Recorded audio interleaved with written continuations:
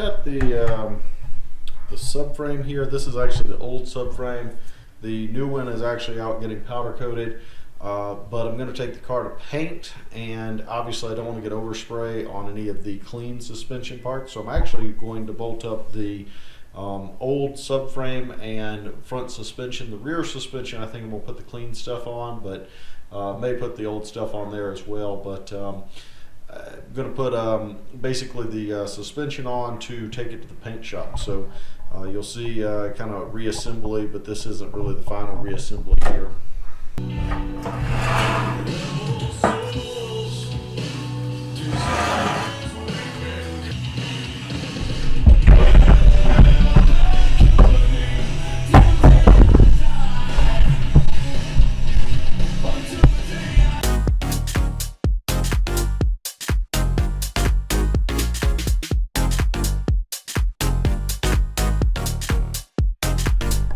Have the subframe reassembled. I just put the four main primary bolts that hold it in. I think there's the suspension bolts with the control arms to the front that also help hold it in.